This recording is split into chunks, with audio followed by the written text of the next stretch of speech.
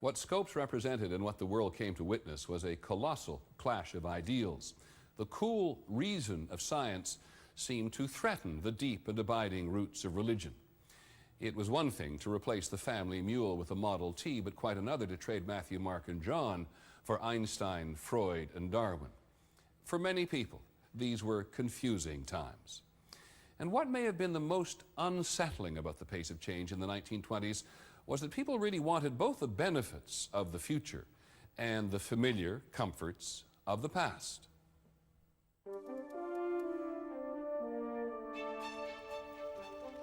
They want the fruits of modernity.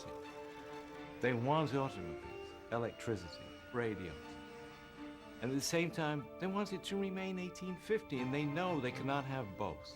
And this creates a psychological tension within American society that is then looking for somewhere to go.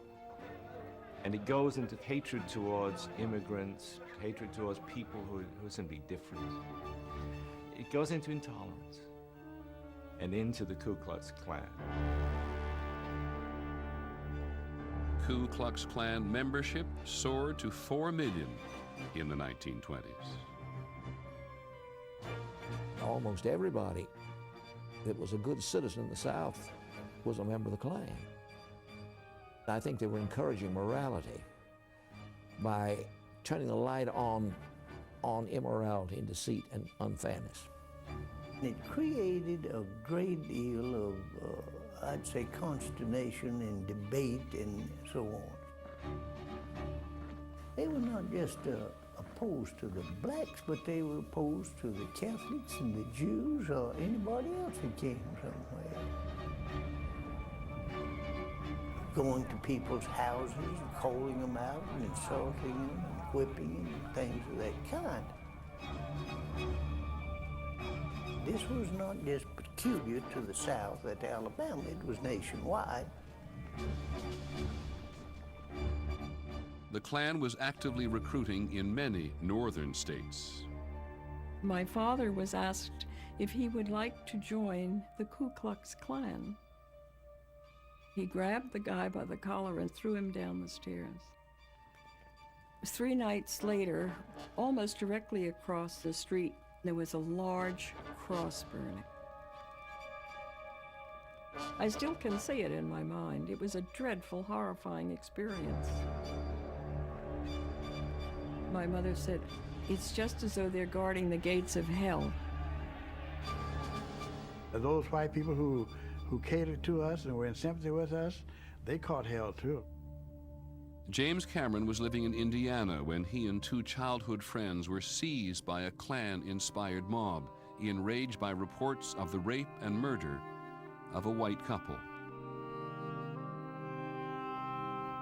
Many of them out in the crowd had the robes and hood on too. And then the leader said, "Take all these out and hang them." His 2 friends were lynched. James Cameron barely escaped with his life. They put a rope around my neck and they threw the other end over the tree. And I kept crying and hollering, "I haven't done anything."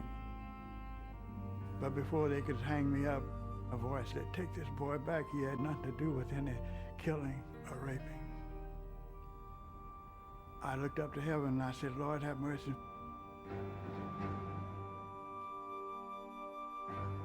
Throughout the decade, an estimated 200 people were lynched by the Klan. This organization, claiming to uphold the values and virtues of the past, became so powerful in the 1920s that it seized political control in 7 states.